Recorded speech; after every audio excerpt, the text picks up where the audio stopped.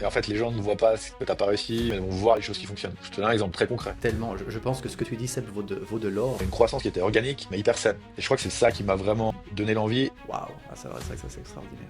On était avec un de nos produits, on était en discussion avec un énorme groupe. Je ne donnerai pas de détails. Du jour au lendemain, on shut down le projet. Leur vendeur me dit. Sébastien Cerdelli, tu as 36 ans. Tu es responsable de la technologie chez Ineo, une entreprise genevoise qui simplifie l'accès aux bureaux flexibles. Tu es aussi cofondateur de Native, une entreprise qui développe des solutions digitales, majoritairement des SaaS, c'est-à-dire des logiciels vendus sur abonnement. Ton parcours commence par un apprentissage d'informaticien que tu termines en 2011. Tu enchaînes avec un diplôme d'informaticien de gestion en 2013.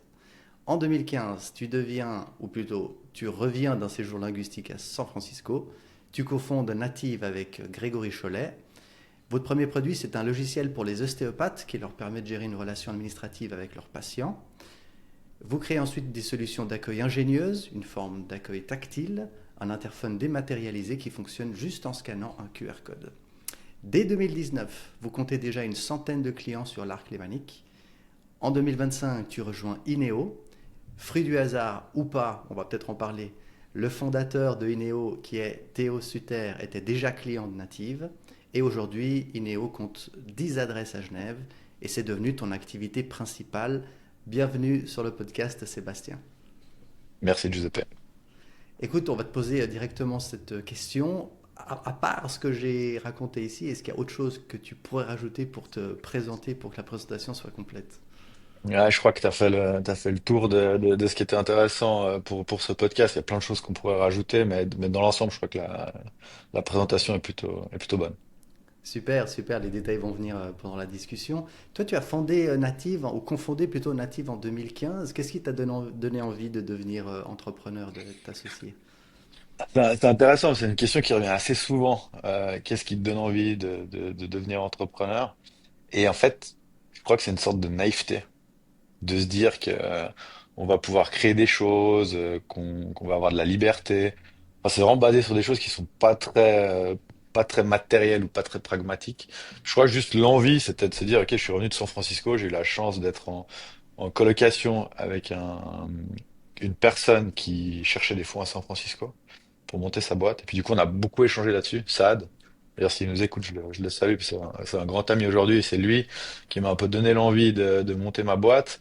Et en fait, quand je suis revenu, j'ai été approché par Greg, qui était mon maître de stage dans une de mes formations.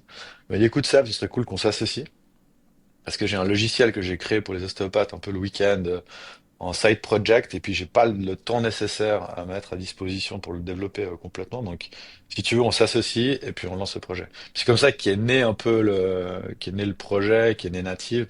Il n'y a pas une raison particulière, je dirais, qui m'a lancé. C'est plus un concours de circonstances et puis de se dire, ah, à ce moment-là, j'étais persuadé que rien pouvait nous arriver, qu'on allait forcément cartonner. J'interromps moi-même très brièvement cet épisode pour te dire que si tu es en Suisse romande, à Genève, à Lausanne, canton du Valais, canton de Neuchâtel, on t'invite à participer jusqu'à 2 fois à nos événements, même si tu n'es pas membre. Ces événements s'adressent aux entrepreneurs, s'adressent à ceux qui sont à leur compte, ceux qui sont aussi salariés mais représentent leur entreprise, ceux qui dirigent leur entreprise. Bref, à tous ceux qui veulent élargir leur cercle d'influence, qui veulent plus de visibilité, qui veulent échanger avec d'autres entrepreneurs sur les sujets qui leur sont chers, tous ceux qui veulent finalement aussi quitter la solitude de l'entrepreneur.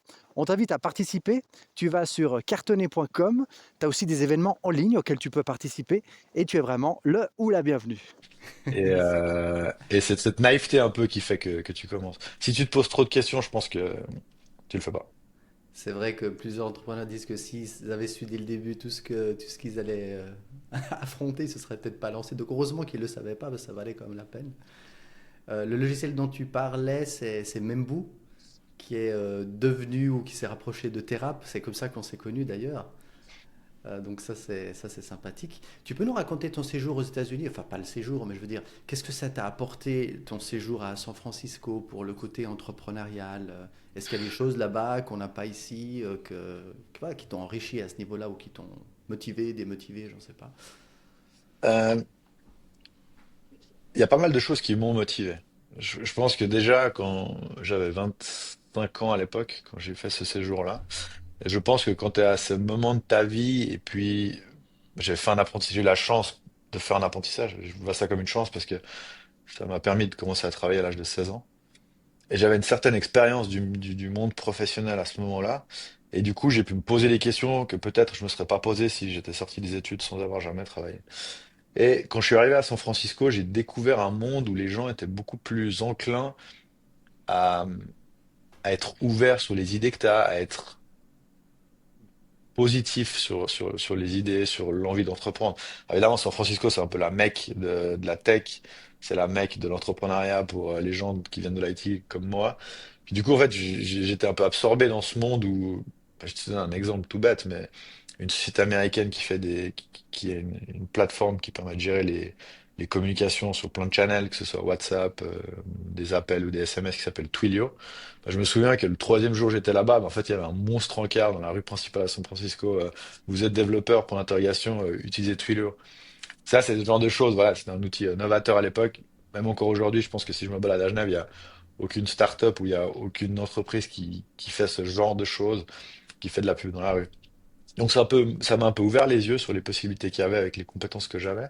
Et surtout, j'avais ce coloc Saad avec lesquels on a beaucoup échangé. Je suis quelqu'un de relativement curieux par nature, donc je lui ai posé plein de questions sur son parcours. Il est un peu plus âgé que moi.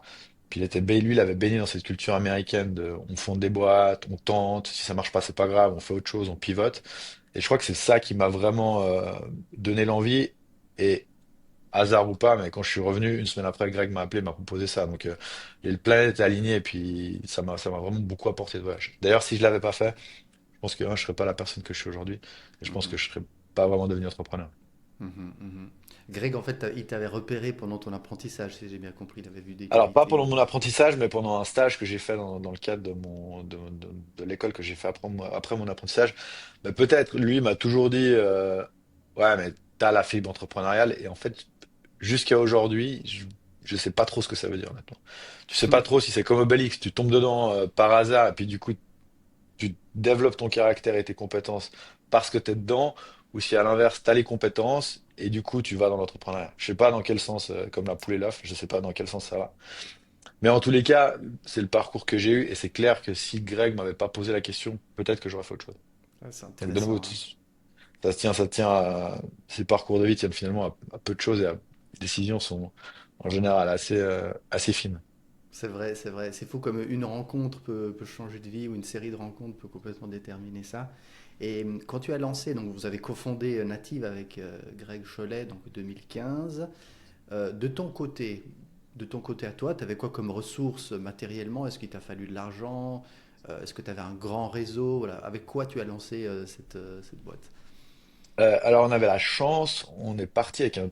En fait, on a récupéré une structure que Greg avait, on a modifié les statuts, modifié le but, on a changé le nom de la structure. Donc on est parti avec un petit capital, alors, vraiment pas grand-chose, hein. Et surtout, Greg avait développé Membu, le logiciel que tu connais bien, Giuseppe.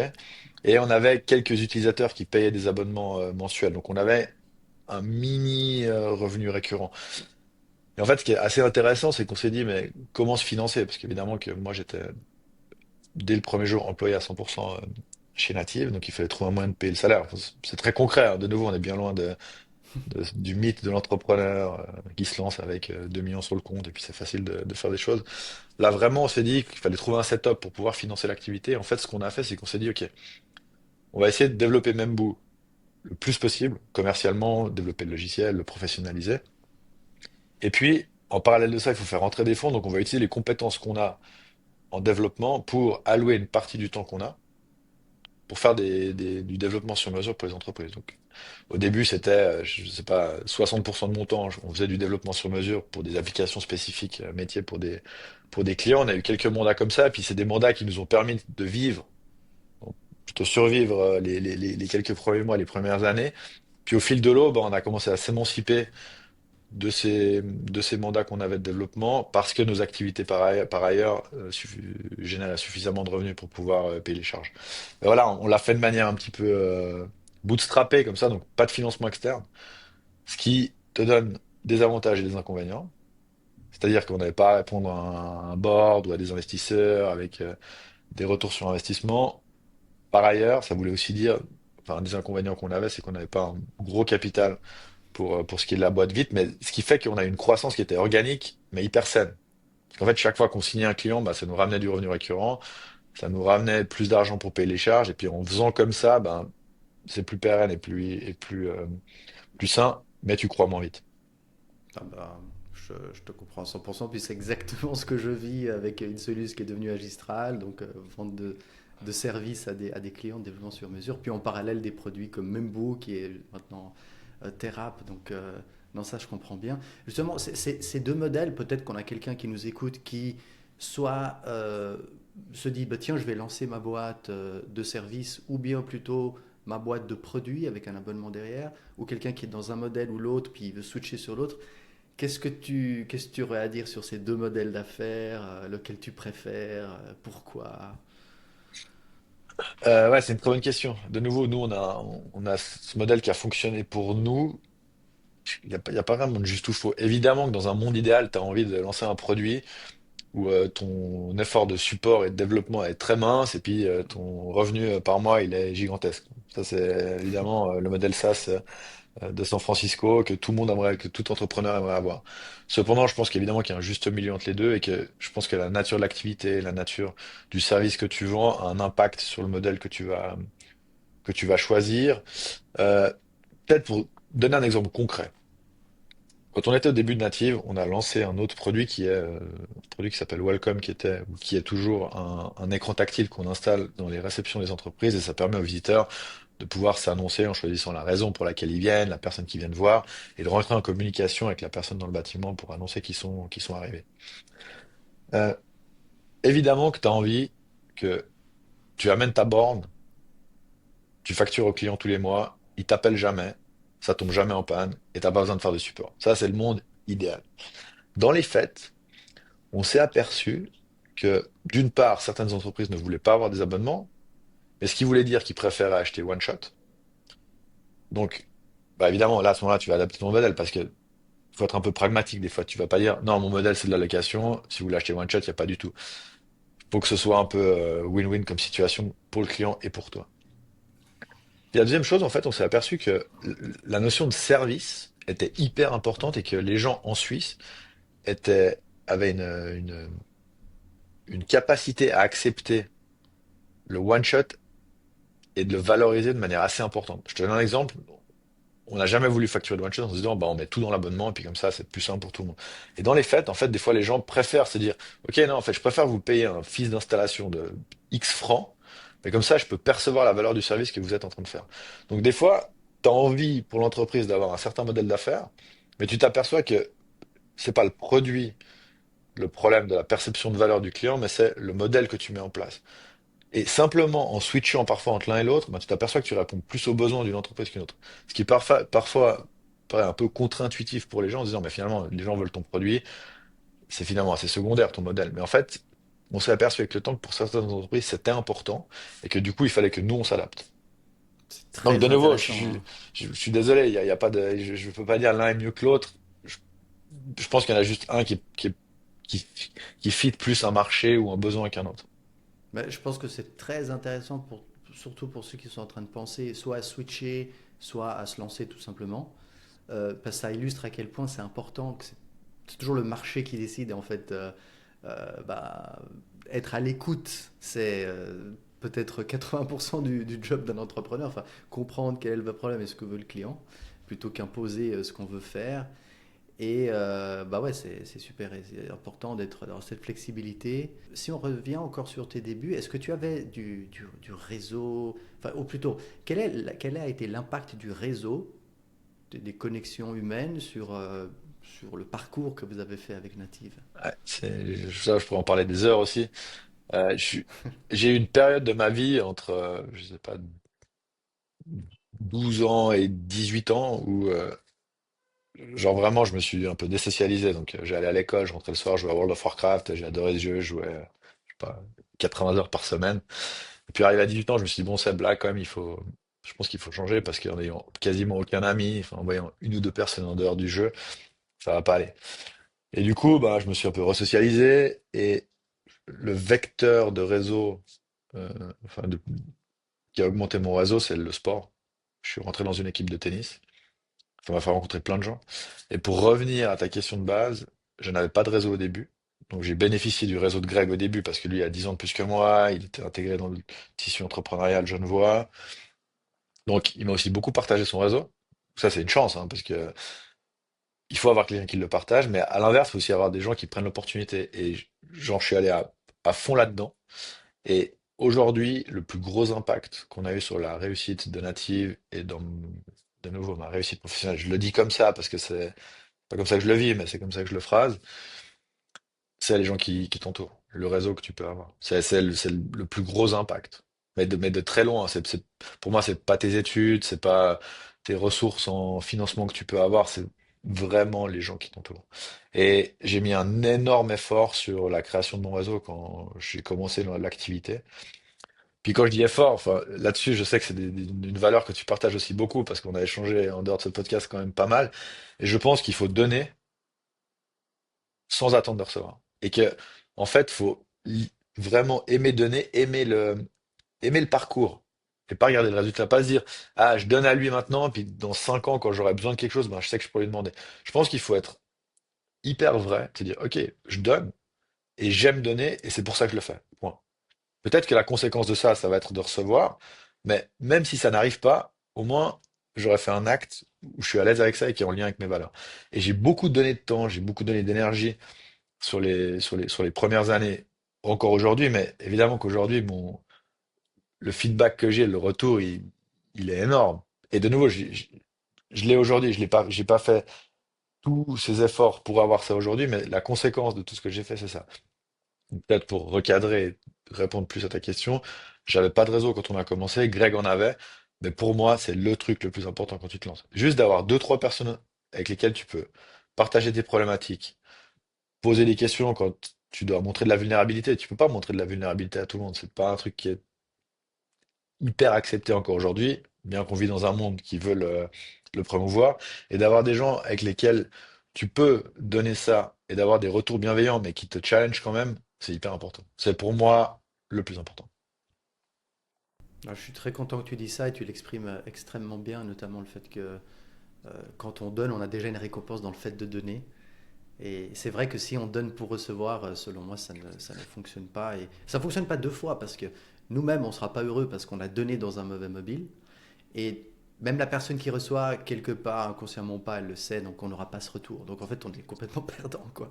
Mais si on donne pour le plaisir de donner, on est forcément gagnant, qu'il y ait un retour ou pas, qu'on est déjà gagnant. Bon, tu l'as vraiment mieux exprimé que moi. Si tu veux, on peut passer à une partie un peu plus mindset. D'ailleurs, tu as parlé tout à l'heure d'un mythe de l'entrepreneuriat, la naïveté qu'on peut avoir au début. Euh, Est-ce que tu vois autre chose qui est dans l'imaginaire des gens, l'entrepreneuriat vs la réalité? Ouais. C'est marrant parce qu'on vit, quand tu scrolles Instagram ou les réseaux sociaux de manière générale, ou même LinkedIn maintenant, parce qu'il y a beaucoup de contenu sur LinkedIn, tu vois pas mal de contenus très éphémères, ou en tout cas qui sont très raccourcis. Ah, tu veux gagner 17 000 euros par mois, commente dropshipping dans mon commentaire. De nouveau, je schématise, hein.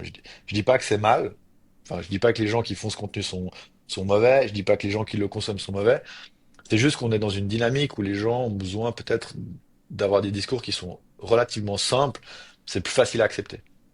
Et que dans ce mythe, il y a souvent cette chose de dire, je pense qu'on a tous en tant qu'entrepreneur un peu ce syndrome de l'imposteur et que même maintenant, quand je me présente à des gens que je connais pas, j'ai plutôt tendance à dire que je travaille dans une société qui fait de la location de bureaux flexibles et voilà. Mais j'ai de la peine à dire je suis entrepreneur. Je- Peut-être c'est une pudeur naturelle, mais je m'aperçois qu'il y a pas mal d'entrepreneurs qui sont dans cette situation. Et que du coup, le mythe de l'entrepreneur, c'est ceux qui portent leur voix très haut et très fort, je citerai pas de nom, et qui donnent des discours assez raccourcis. Et le mythe de l'entrepreneur, c'est pas apparaître dans les 300 plus riches de bilan, c'est pas faire un TED Talk, c'est pas être au bord de Nestlé puis que c'est un achievement. Je pense que c'est pas ça. Ça, c'est ce qu'on voit, mais c'est la partie de l'iceberg qui est les 1%.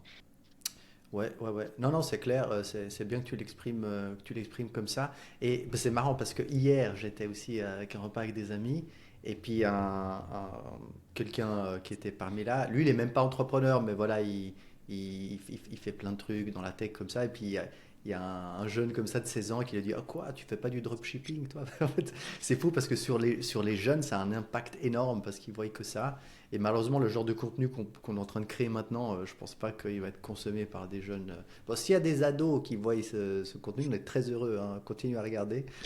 On essaie d'être le plus réaliste possible. Ça ne veut pas dire qu'on n'aime pas la voie de l'entrepreneuriat, sinon on ne la continuerait pas, hein. Moi, ça fait 25 ans. Mais voilà, la réalité, c'est ça. Et justement, Sébastien, qu'est-ce qui te donne de la force, du courage quand tu as l'impression que c'est dur, tout va mal? Est-ce que tu as des trucs pour aller Alors de moi, l'avant? à titre personnel, c'est le sport. Mais je sais que quand ça va pas, je fais du sport. Mais de nouveau, c'est très personnel. Et puis il y a d'autres, ce sera de faire de la méditation, du yoga, aller marcher dans la forêt, monter en montagne. Ça peut être un million d'activités. Mais je crois que c'est juste, faut trouver une activité ou quelque chose qui fait qu'on arrive à sortir la tête quand ça va pas. Et au-delà de ça, j'ai de la chance, c'est que toutes mes aventures entrepreneuriales, j'ai toujours eu des associés avec lesquels je pouvais parler de manière totalement transparente et montrer de la vulnérabilité. Et ça, on en revient à ce que je disais avant, c'est les gens qui t'entourent et c'est pour moi ça qui est le plus important, parce que c'est déjà tellement dur de devoir, parce que finalement, le métier d'entrepreneur, c'est gérer des problèmes en permanence, que ce soit des problèmes de management, Mhm. des problèmes avec les clients, des problèmes de produits, des problèmes admin, tu ne fais que gérer des problèmes et devoir prendre des décisions et trouver des solutions. Donc, avoir des fois des moments où tu peux échanger avec quelqu'un en lui donnant juste ce que tu as sur le cœur, sans forcément devoir être tout le temps dans la recherche de solutions, dans la recherche d'une alternative, ça fait du bien. Ouais, c'est bon ça, c'est bon ça. Et il y en a qui le font avec justement leurs associés, d'autres qui le font en rejoignant des groupes d'entrepreneurs où ils peuvent justement être des masterminds, où ils peuvent T'en connais un petit montrer peu. leur vulnérabilité, quoi. J'en connais, ouais, j'en connais. Mais c'est intéressant ce sujet de la vulnérabilité, parce que je pensais à un truc en t'écoutant. Si quelqu'un se lance actuellement, je lui déconseillerais de montrer sa vulnérabilité à ses prospects, parce que si tu veux vendre, tu dois inspirer confiance. Et quand quelqu'un il va ouvrir son porte-monnaie pour te faire confiance, il faut qu'il sente que tu as confiance en toi. Par contre, je déconseillerais aussi de faire semblant auprès de tout le monde. Ça joue pas. C'est pas faire semblant, mais on doit inspirer confiance aux clients et puis savoir montrer notre vulnérabilité déjà à nous-mêmes, se l'avouer, de la mettre par écrit s'il faut. Certains fonctionnent comme ça, ou bien avec ses associés ou d'autres pairs. Donc, je pense que c'est une perle que tu as donnée là. Euh, Peut-être on peut parler du fait que tu as, bah, déjà tu as plusieurs casquettes, mais une de tes casquettes c'est celle de CTO. Donc CTO, pour ceux qui, ça veut dire directeur technique en fait, hein, responsable de la technologie, ça veut dire ça. Tu me corriges hein, si je dis des bêtises. Chief Technology Officer, c'est effectivement ce que tu as dit en français, c'est juste. Voilà, c'est ça. Comment tu fais, parce que c'est quand même, bah, c'est un peu ta responsabilité dans une boîte comme la vôtre. Comment tu fais pour prendre des décisions euh, techniques ou pas? Je ne sais pas si dans ton rôle, tu as aussi des décisions qui sont pas techniques, ça tu pourrais nous l'expliquer. Comment tu fais pour être sûr qu'elles soient prises avec clarté? Euh, je- alors, pour donner le contexte, je pense que mon rôle chez Ineo, il va au-delà de l'aspect technique et technologique. D'ailleurs, c'est ce qui me nourrit. Je crois qu'il y a une dimension entrepreneuriale, donc on a des échanges quotidiens avec Théo sur la stratégie de l'entreprise, où est-ce qu'on va d'un point de vue business, d'un point de vue du management, d'un point de vue de le marché qu'on attaque. Donc mon rôle, il est plus global et c'est ça qui me plaît dans mon activité.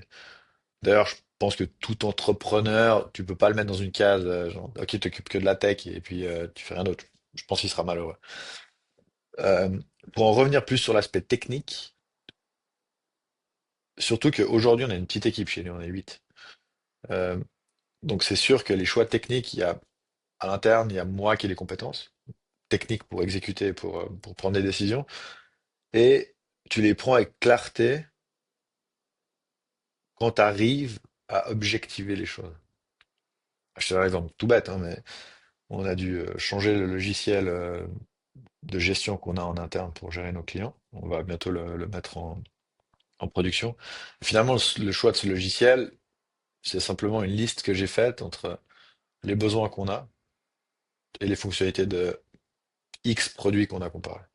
Puis en fait, le fait d'objectiver les choses, de les factualiser, ça t'aide à te donner de la clarté parce que tu te dis, bah, c'est plus sur un ressenti émotionnel, mais c'est sur des éléments très factuels. De nouveau, j'enfonce une porte ouverte, c'est un peu trivial ce que je dis, mais les gens parfois peut-être oublient que en objectivant les choses, en prenant du recul, simplement en les notant, j'aime bien noter à la main les choses, en fait, ça permet de mettre en exergue et puis de faire sortir les points qui vont ou qui vont pas.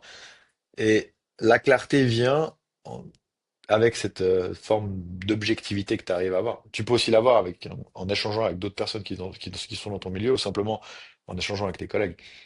Je crois que la clarté, du coup, pour résumer, elle vient de ta compréhension du business.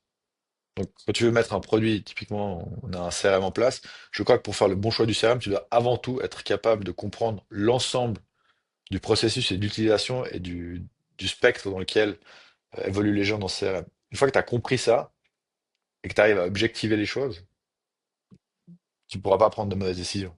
Tu pourras peut-être te tromper, mais en tout cas, tu pourras dire après coup, ok, ben en fait, j'ai pris cette décision avec les éléments que j'avais à ce moment-là.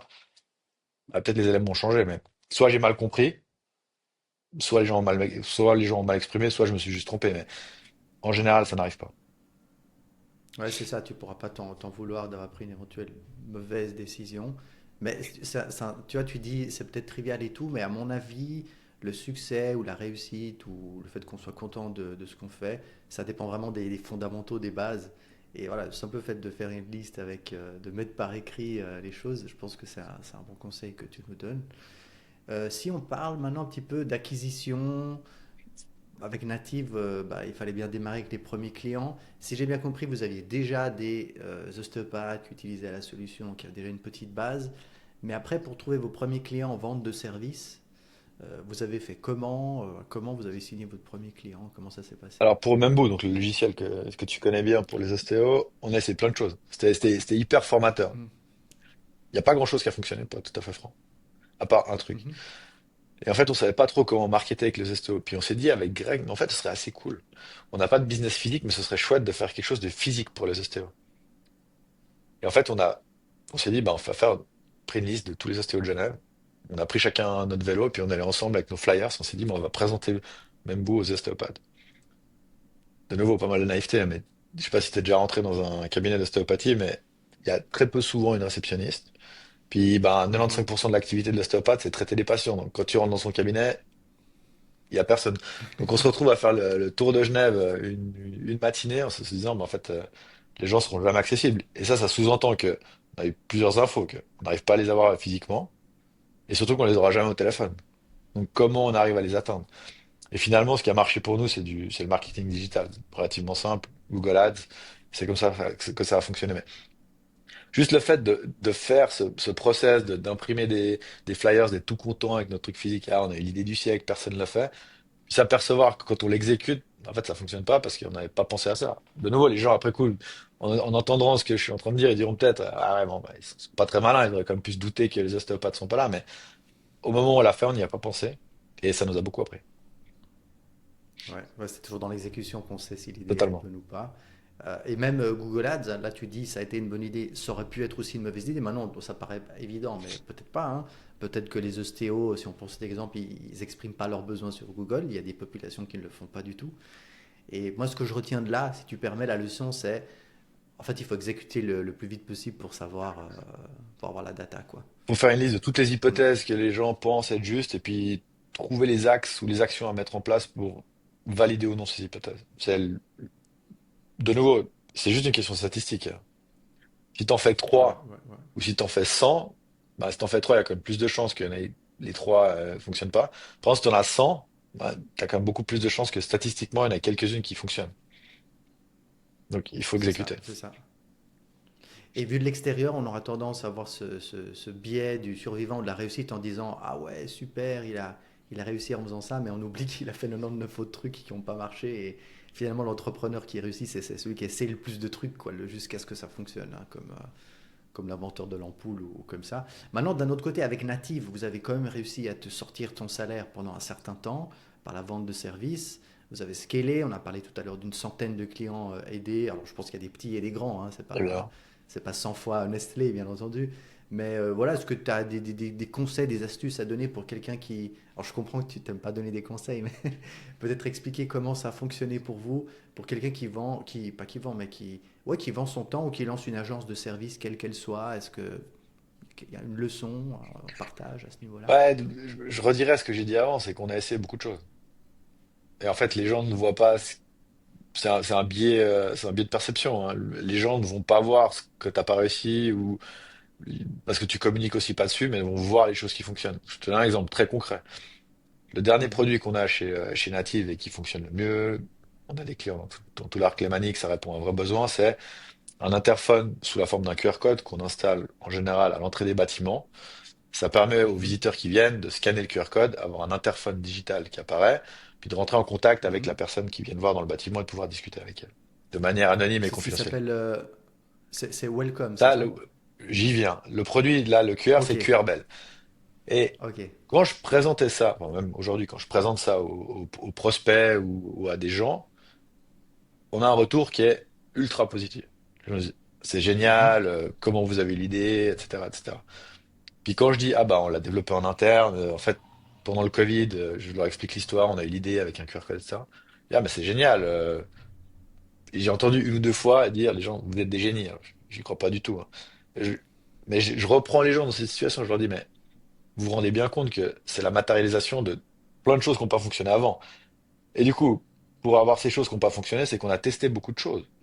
Et pour en revenir à ce que tu dis, de nouveau, je ne donnerai pas de conseils, mais en tout cas, ce qui a fonctionné pour nous, c'est de tester des choses. C'est de se dire, OK, on a cette borne tactile. Et un jour, je me souviens, on a une séance commerciale avec Greg tous les vendredis matins. On prend le petit-déj ensemble. Et cette borne, on voyait qu'on avait 50% de nos prospects qui étaient monstres intéressés par cette borne d'accueil. Donc, c'est un écran qui fait en général 50 centimètres tactile. Mais que dans la moitié des cas de figure où les gens étaient intéressés, la porte d'entrée du bâtiment était fermée, où il y avait un sas ou peu importe. Donc, on pouvait pas installer cet écran. Du coup, je me souviens, on était dans un café et il y avait ce QR code sur le bord d'une table. Et j'ai dit à Greg, mais pourquoi on remplace pas le matériel par un QR code? Parce que les gens, avec le Covid, sont à l'aise avec les QR codes. Les gens qui viennent en entretien dans un cadre professionnel ont tous un smartphone. Et je me souviens, mhm. il me regarde avec une petite moue en me disant, mais si c'est aussi simple, on n'est vraiment pas très intelligent de ne pas y avoir pensé avant. Et je me souviens que pendant une heure, on a essayé de détruire l'idée en se disant, mais c'est pas possible, on aurait dû y penser avant, ça peut pas fonctionner, etc. Et on est sorti de la séance en se disant, mais en fait, c'est une vraie bonne idée. A priori, ça répond vraiment à un besoin avec ce qu'on avait dans notre CRM et les besoins des prospects qu'on avait. Et je me souviens, j'ai passé tout le week-end à faire le plus concept le plus simple possible et on l'a présenté et c'est comme ça qu'on a lancé le produit. On l'a vendu direct. Mais tout ça pour dire que si on n'avait pas fait cette borne, puis qu'on était allé voir des gens pour lesquels en se disant ah ben en fait ça fait pas de sens pour vous, mais en fait on n'aurait pas eu l'idée de dématérialiser ça. Donc en fait tout est une question de on teste, ça fonctionne pas, qu'est-ce qu'on a appris, où est-ce qu'on va. Mais je pense que si tu prends 100 entrepreneurs, il y en a au moins 95 qui ont essayé plein de choses avant d'avoir cette fameuse réussite dont on parle avec un produit ou un service. Et c'est hyper important, je pense que les gens qui ont des idées, une, ne soient pas amoureux de leurs idées. Qu'ils se disent pas, ok, moi, mon idée, c'est de faire tel produit ou tel service, je ne vais pas dévier de ma route parce que c'est ça. Ça arrive dans 1% des cas, je pense.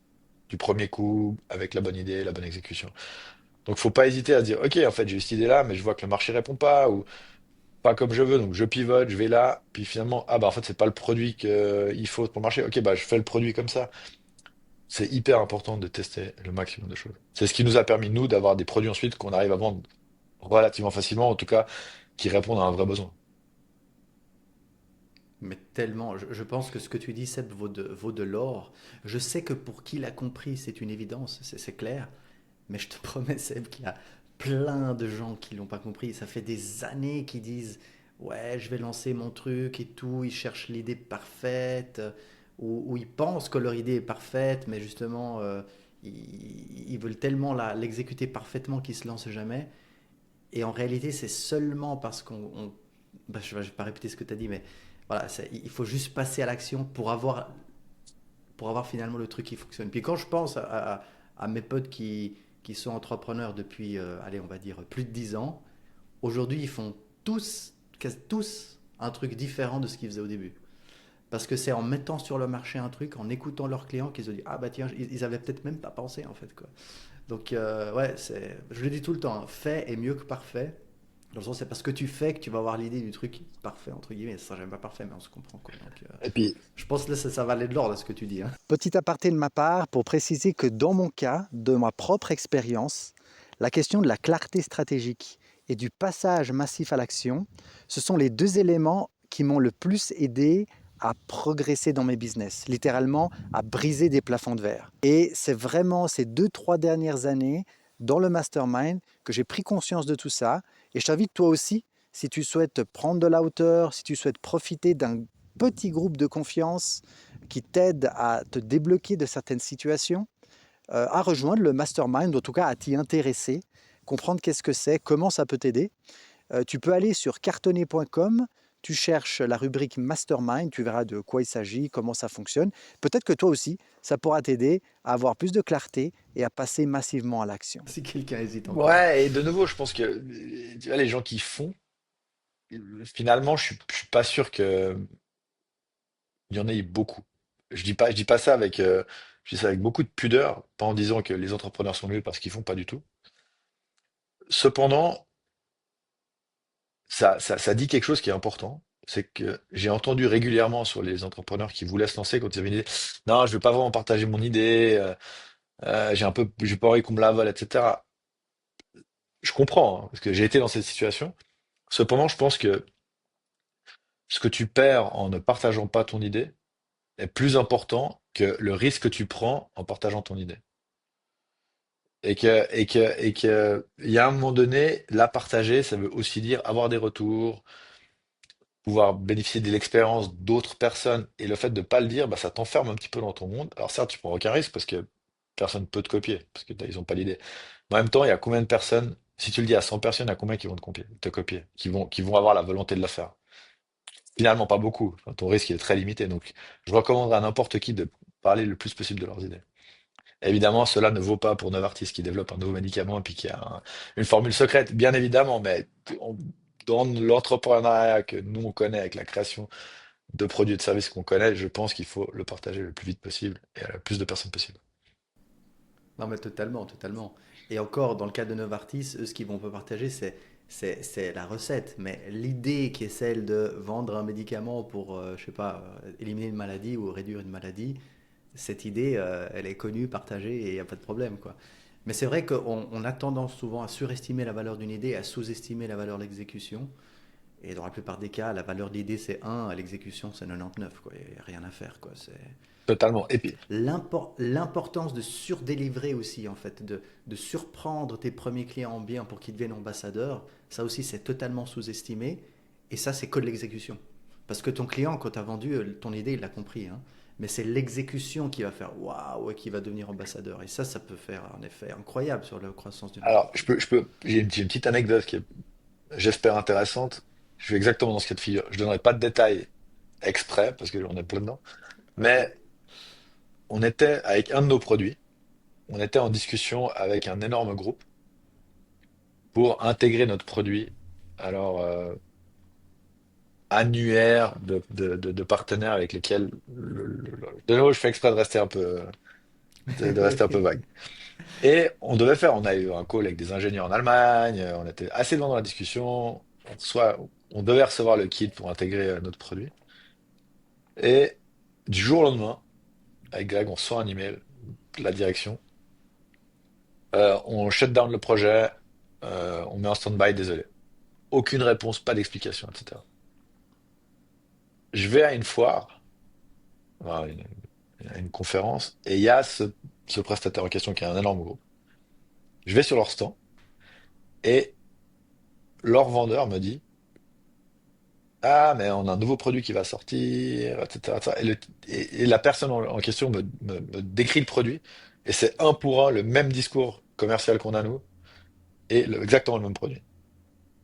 Waouh. Donc, en gros, je sors j'appelle mon associé, je sors de cette conférence, je dis, bon, bah, voilà, maintenant, faut trouver une solution. On nous a copié, mais littéralement un pour un. Mais Mhm. La question, c'est qu'est-ce qu'on en fait après? Est-ce qu'on se morfond en se disant, bon, bah, tant pis? Et je crois que ce qu'il faut faire dans ces cas-là, c'est de dire, il y a toujours une solution.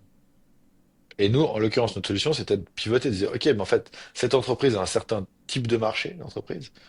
En fait, on va pivoter, puis on va prendre un marché qu'elles n'ont pas, puis qui n'est pas intéressant pour elles. Donc, en fait, on a fait pivoter notre produit pour aller sur un autre marché, pour plus être en concurrence avec eux. Mais finalement, la peur des gens de partager leurs idées, elle nous est arrivée parce qu'en fait, ils ont copié le produit un pour un. Et la seule chose qu'on peut faire, c'est de se dire, on va pas pouvoir naviguer avec eux. Qu'est-ce qui rentre dans notre main? C'est d'aller sur un marché qu'eux veulent pas. Donc, c'est comme ça qu'on a fait le pivot, puis qu'on a modifié notre produit. Et ça fonctionne, on est hyper content. Mais tout ça pour dire que même si tu te fais copier, il y a quand même toujours une solution. Oui, et si tu te fais copier, c'est bon signe, ça veut dire qu'il y a vraiment un marché, il y a d'autres acteurs qui croient que voilà, il y a des parts à prendre. Et de toute façon, enfin, pour vendre ton produit ou ton service, il faut que ce soit clair et net. Enfin, faut que tu puisses expliquer, sinon tu n'as pas de marketing. Donc forcément, tu dois parler de ton truc et forcément un jour tu seras copié. Et tant mieux si tu seras copié.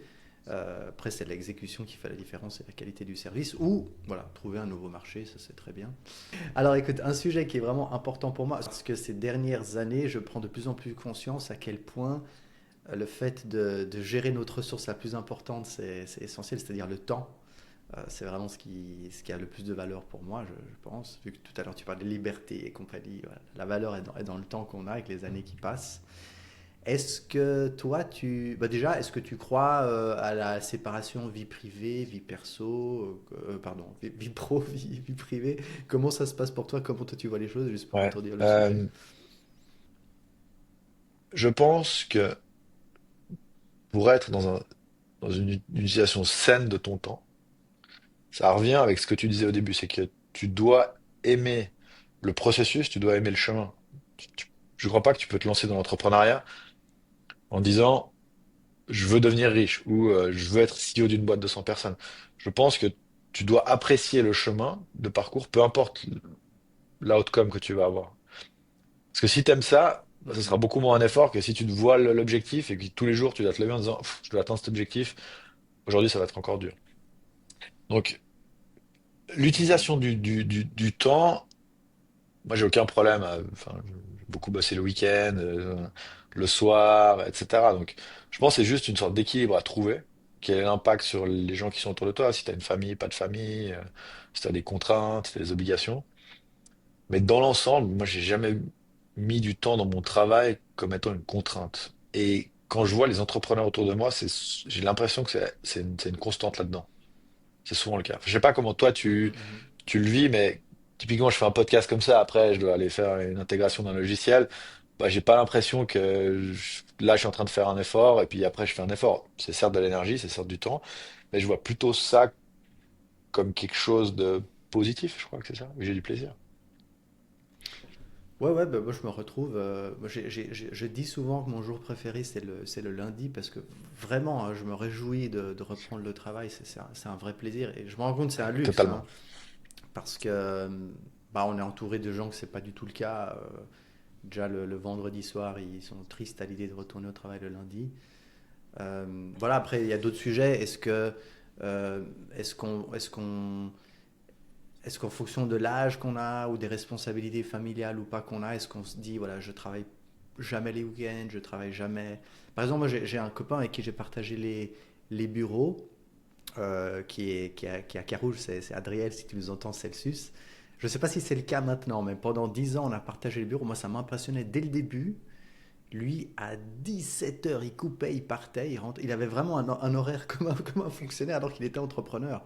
Je pense que c'est extrêmement rare. Et il aimait pourtant, il aime toujours énormément son job et sa boîte fonctionne très bien. Il fait de la décoration publicitaire, je lui fais un peu de pub, Adriel, Celsius à Carouge. Euh, voilà, je pense qu'il y a de tout, mais moi j'ai jamais été comme ça. Je pourrais travailler presque sans fin parce que j'ai vraiment c'est presque mon hobby, quoi. C'est incroyable. Et donc, vu de l'extérieur, moi j'ai pas du tout cet équilibre. Alors heureusement, je prends des engagements, je prends des rendez-vous pour faire autre chose que du travail, heureusement. Mais j'ai vraiment beaucoup de plaisir à travailler, quoi. Mais tu parlais d'équilibre et finalement, en fait, c'est un truc qui est quand même assez personnel. Je crois que là-dessus, toute la recommandation que je pourrais donner à quelqu'un, c'est pas tomber dans une sorte d'excès en se disant il faut pas qu'il y ait d'externalité négative. Après, j'ai écouté une interview d'Obama, hein, dans pas me comparer, je cite rendre à César ce qui est à César, c'est lui qui disait ça, mais il disait je crois que pour réaliser des grandes choses, des fois il y a des moments de ta vie où tu vas être out of balance. Je ne sais pas comment ouais, tu vas avoir un déséquilibre quelque part. Faut juste être à l'aise avec ce déséquilibre. Je pense qu'il y a des fois dans ma vie, j'ai eu ce déséquilibre-là. Il faut juste qu'il n'y ait pas d'externalité négative sur ta personne et sur les gens qui sont autour de toi. Donc c'est juste une question de communication et d'être à l'aise avec. Parce qu'évidemment, quand tu es entrepreneur, tu fais des sacrifices de temps. Et le temps que je passe au bureau, quand je viens le dimanche pour bosser, ou quand le samedi matin, en fait, c'est du temps que je mets pas à disposition ailleurs. Il faut juste que je sois à l'aise avec ça. Et pas se dire après coup, ah, j'aurais pas dû mettre ce temps-là, etc., etc. Donc, si les gens ont envie de bosser 80 heures par semaine, moi, c'est un truc, ça m'a jamais choqué. Je crois pas que il y a un déséquilibre, c'est juste ton équilibre personnel. Et peut-être que tu parlais Adriel, hein, c'est ça? Bah, peut-être que pour lui, partir à 17 heures, c'est son équilibre, et ça veut pas dire il a, il a moins de succès, qu'il est moins heureux, qu'il est moins brillant, c'est juste son propre équilibre. Absolument, ouais. Au contraire, je pense qu'il a beaucoup de succès dans la vie, il a une très très belle famille, il est heureux et c'est fantastique, quoi. C'est vrai, c'est vrai. Et puis, j'ai déjà lu des fois des entrepreneurs qui disent, ah, mais quand je compte tout le temps que je passe, puis je rapporte à mon salaire horaire, tu vois, bah, c'est clair que si ta seule rémunération c'est l'argent, peut-être que c'est pas la voie la plus facile pour être. Tu vois, si ce qui compte c'est juste le rapport entre le temps, bah, tu peux faire carrière dans une belle boîte et puis être beaucoup plus riche financièrement. Par contre, si ta rémunération c'est aussi le kiff, le plaisir, ta satisfaction personnelle, ton épanouissement, bah voilà, on est tous différents. Par rapport à la gestion du temps, par contre, moi là où j'ai des, comme peut-être d'autres personnes aussi, j'ai tendance des fois à procrastiner les choses que j'aime pas. Voilà, la compta, l'administratif, je procrastine comme ça. On est nombreux à le faire, je crois. Est-ce que toi, tu as des astuces pour ne pas procrastiner, pour manger le crapaud tout de suite? Comment tu fais Ouais. avec ces tâches que tu n'aimes pas Ouais, faire? ouais. Ah, il y en a évidemment. Mais on revient au mythe de l'entrepreneuriat, on pense qu'on peut tout, on externalise tout, on donne tout à faire aux gens, pas du tout. Oui, j'ai un peu des techniques. Euh, la première, c'est de me dire, de nouveau, assez peut-être assez trivial, mais de toujours découper les choses, peu importe la taille qu'elles font. Quand t'as pas envie de Mhm. faire quelque chose, c'est en général le plus dur, c'est de faire le premier pas dans la direction. Et je te fais un parallèle avec autre chose. Aller courir, je connais peu de gens qui ont un plaisir incommensurable à aller courir. Il y en a qui. Mhm. Cependant, il y a une règle qui est assez sûre, c'est que déjà, tu reviens pas plus malheureux d'une course que tu ne l'étais en partant. Donc ça peut que te faire du bien. Et quand t'as pas envie d'aller courir, je pense que tu peux déjà te dire, ok, je prépare mes affaires, mon t-shirt, mon short, mes baskets, je les mets devant la porte. C'est une première étape. T'es pas allé courir encore. Puis le jour d'après, tu te dis, bon bah ok, aujourd'hui, je m'habille puis je mets mes chaussures. Tu restes quand même sur ton canapé. Très bien. Le jour d'après, tu fais ça, mais tu dis, ok, bon bah en fait, je vais me prendre un café au café à côté, je marche 500 mètres, je reviens. En fait, tu vas finir par aller courir. Mais si tu n'avais pas enlevé cette friction du début, bah, tu serais jamais allé. Et je pense que quand tu procrastines, le problème, il manque un système pour t'enlever la friction pour commencer cette tâche ou ce projet-là. Et si tu te dis, bah en fait, prends exemple, tu dois écrire un email hyper important à un client, puis ça fait une semaine que tu dois le faire, et puis tu sais que ça va être, tu dois lui dire des choses que tu n'as pas envie de lui dire, ou il y a des points de friction avec lui, puis potentiellement tu peux perdre le client, donc tu veux pas le faire. Bah, ouvre ton logiciel de mail, fais un draft, mets au moins dans l'objet ce que tu veux mettre, et tu le laisses là. Puis le jour d'après, tu mets bonjour monsieur, bonjour madame, ou cher Giuseppe. Puis après, tu dis j'espère que vous allez bien. Puis je pense que, de nouveau, c'est assez trivial ce que je dis, mais le faire de manière incrémentale, ça permet d'éviter de rentrer dans cette dynamique où ah, je vois tout le projet puis je vais jamais m'en sortir. Moi, en tout cas, c'est un truc qui m'aide. Donc, de couper les choses en me disant ok, je fais à chaque fois une petite tâche, finalement, je vais dans la bonne direction. Super astuce, hein. Donc, découper, trouver un système pour enlever la friction. Génial, merci beaucoup. Euh, En tant qu'entrepreneur aussi dans la gestion du temps, en fait, pas qu'entrepreneur, hein, toute personne qui doit s'organiser, des fois on doit comprendre la différence entre quelque chose qui est urgent, qu'il faut faire tout de suite, et quelque chose qui n'est pas urgent, mais qui est super important, qui est fondamental. Est-ce que ça te parle? Est-ce que tu as des astuces aussi par rapport à ça? Alors, je pense que c'est un peu mon caractère a été façonné par l'IT, donc j'ai plutôt tendance à être plutôt cartésien, plutôt organisé, à avoir des outils qui me permettent de traquer les choses, etc. Donc je pense déjà la règle numéro un, c'est avoir un outil qui permet de faire le suivi des tâches qu'on a à faire. Aussi simple soit-il, mais au moins avoir la vision là-dessus, sinon ça devient vite un enfer à gérer. Euh, pour les tâches qui sont évidemment urgentes, importantes, bon, bah, ça on sait qu'on le fait tout de suite et puis on tergiverse pas là-dessus. Après, pour cette notion d'urgence et d'importance, je pense que c'est juste une question d'organisation et de formalisation. Je te donne un exemple tout concret, bah, moi, très concret, c'est que je sais que les tâches qui sont pas urgentes mais qui sont importantes à faire, bah, dans mon logiciel de gestion de projet, ces tâches-là, elles ont forcément une date de début et une date de fin. La date de fin étant la date à laquelle je dois délivrer le projet ou l'action, et la date de début à laquelle je me laisse un peu de marge en disant que je dois attaquer cette tâche-là.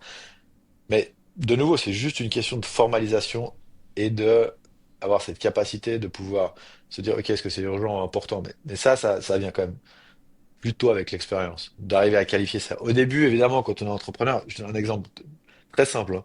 Au tout début de Membu, tu connais bien ce problème, Giuseppe, pour avoir un produit SaaS aussi, c'est que tu as beaucoup de retours de tes utilisateurs qui sont à forte valeur ajoutée, parce que des gens qui sont impliqués, qui te font des retours sur ton logiciel, c'est des gens qui vont rester plus longtemps, des gens qui vont te dire comment faire évoluer ton logiciel pour qu'il soit de meilleure qualité et qu'il réponde mieux à ton marché. Par contre, ça veut aussi dire que tu es bombardé de demandes en permanence et que tu dois qualifier ce que tu dois faire ou pas. Et Mhm. ça vient avec l'expérience. Parce qu'au début, t'as tendance à vouloir dire oui à tout parce que tu veux garder tes clients, tu penses que c'est une bonne idée. Et en fait, j'imagine que tu as fait aussi cette erreur, en tout cas nous on l'a fait, de développer des choses qui sont à valeur ajoutée pour un seul client, puis tu as mis une semaine pour le développer, puis tu aperçois à la fin que personne n'utilise et puis que tu peux même pas le marketer. Donc ça vient aussi avec ta capacité à apprendre, à savoir ce qui fait du sens pour ton produit ou pour ton service, et de savoir dire non à la fin. Dire non, ça c'est pas important, ou non, ça c'est pas urgent. Mais ça, c'est ta capacité à pouvoir arbitrer. Toi, tu as comme le profil d'entrepreneur qui s'est associé, que ce soit avec Greg pour Native, maintenant avec Théo chez Ineo. Donc, voilà, je pense que tu as le profil d'entrepreneur qui s'entoure volontiers, qui se lance pas seul. Et je pense que c'est le cas de beaucoup de personnes. Quels sont tes conseils pour bien s'entourer, pour bien choisir son associé? Alors encore conseil peut-être. Comment tu fais toi pour bien choisir ses associés? Je crois que le consensus général qu'on va te donner, c'est de trouver des gens qui ont des compétences techniques qui sont différentes de les tiennes, différentes des tiennes. C'est un peu ce que tu entends de manière générale quand les gens donnent des conseils ou des recommandations. Pour se compléter, Exactement, ouais, c'est-à-dire. exactement. Ok, ouais. Ok. Typiquement, quelqu'un qui est très bon vendeur et quelqu'un qui est très bon développeur, si tu veux lancer une plateforme, une marketplace ou j'en sais rien. Bref. Cependant, je vois autour de moi. Là, vraiment, j'ai une chance inouïe parce que Greg, ça fait 10 ans qu'on est associés. Je pense que c'est une des personnes dans la vie que j'ai autour de moi avec laquelle j'ai la relation la plus complète. Donc, on peut autant partir en week-end les deux, puis rigoler sur plein de sujets, autant faire des séances stratégiques sur où est-ce qu'on emmène Native en 2026. On a le même plaisir à tout point de vue. Et en fait, je m'aperçois autour de moi, parce que j'ai quand même vu pas mal d'entrepreneurs dans ma vie aujourd'hui, que ce qui fait la différence quand même, c'est les valeurs humaines. C'est quelle est la relation humaine que tu as avec la personne. Parce que je pense que tu as quand même meilleur temps de t'associer avec quelqu'un avec lequel tu as les mêmes valeurs humaines et les mêmes compétences techniques versus quelqu'un avec lequel tu es complémentaire d'un point de vue technique ou d'un point de vue des compétences, des hard skills. Mais que par contre, sur la partie valeurs humaines, t'es pas du tout aligné. Avec Greg, en 10 ans, je pense que une fois, je me souviens d'une séance qui était dure parce que on n'était pas d'accord, on parlait de choses qui étaient un peu compliquées. Et on a tout juste élevé la voix. Mais quand je dis élever la voix, vraiment, j'utilise vraiment des grands mots. On n'a jamais eu de problème de communication. Ou à chaque fois, on a réussi à les résoudre. Et ça, c'est ce qui fait qu'aujourd'hui, on est toujours associés au bout de 10 ans, et puis que notre parcours, on a fait plein de choses différentes. Et ma recommandation, ou en tout cas ce que je vois qui fonctionne pour moi et pour les gens qui ont des associations qui sont belles autour, c'est que c'est des gens qui ont des mêmes valeurs humaines. Je vois avec Théo aujourd'hui, on n'a aucun problème de communication. Tous les problèmes qu'on gère, c'est soit des problèmes techniques, soit du management, soit de stratégie ou de vision qu'on doit mettre en place. Mais on est hyper aligné sur la manière dont on veut gérer l'équipe, la manière dont on doit communiquer avec les gens, les valeurs qu'on veut donner dans la culture d'entreprise. Et ça t'aide quand même beaucoup. Et ça t'enlève les problématiques de mal dormir la nuit en te disant, ah, demain je vais arriver avec mon associé, je vais lui parler de ça, mais je peux pas. Là, je vais lui montrer la vulnérabilité, mais il va l'utiliser contre moi. Donc, j'ai une recommandation, c'est soyez juste alignés sur les valeurs humaines avec les personnes et tout le reste, vous allez réussir à le gérer parce que c'est finalement assez secondaire. Fantastique, fantastique. Ce qui sous-entend que ça doit être des personnes on doit s'être laissé le temps de les connaître parce que savoir que quelqu'un est un bon vendeur ou un bon organisateur ou je sais pas quoi ou un bon technicien, ça se comprend relativement vite. Quelles sont les vraies valeurs d'une personne? Bah, il faut du temps pour. Mhm. Ouais, clairement, clairement. Ah, c'est fort intéressant. Ça m'a fait penser aussi au fait que finalement, un réseau, c'est pas juste une liste de contacts qu'on a, mais un réseau de qualité peut être très très très petit. Mais c'est des gens qu'on connaît vraiment, on connaît leurs valeurs, on sait comment ils pensent, quels sont, voilà, à quoi ils attribuent de l'importance. C'est ça les valeurs, hein. Et c'est vrai, peut-être aujourd'hui, il se passe rien avec cette personne, mais on l'a connu parce que c'est un client, on allait manger avec, enfin, on s'est vraiment pris le temps sur le long terme. Mais un jour, il y a une opportunité, on peut faire quelque chose avec. Et parce que cette relation a grandi, humaine, j'entends, hein, humaine, alors ça fait du sens de faire quelque chose ensemble. Et voilà, petite considération sur le réseau, quoi. Totalement aligné avec ça. Euh, Ce que je te propose, Seb, c'est qu'on termine avec les deux questions qu'on pose à tout le monde à la fin. Alors, est-ce que tu es prêt? Je suis prêt. La première question, c'est est-ce qu'il y a une expérience extraordinaire, Seb, que tu aimerais bien vivre un jour?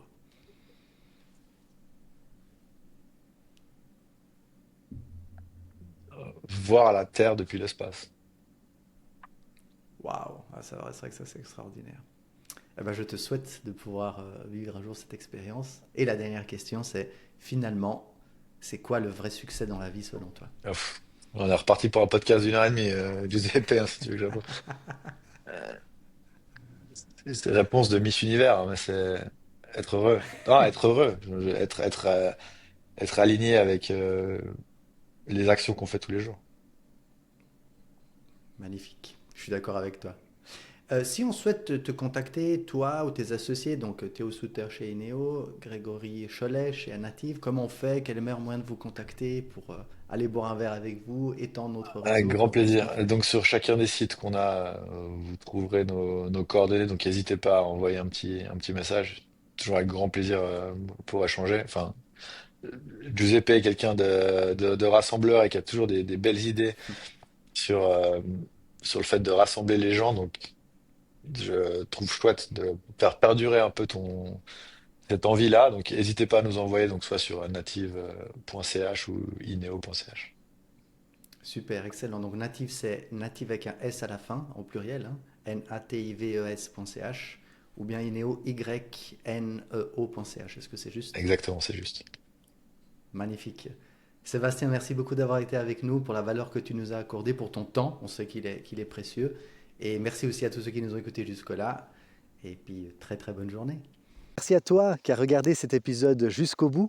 On espère que tu as apprécié, que ça t'a apporté de la valeur. Peut-être ça va te faire réfléchir ou ça t'a apporté un déclic sur un sujet ou l'autre.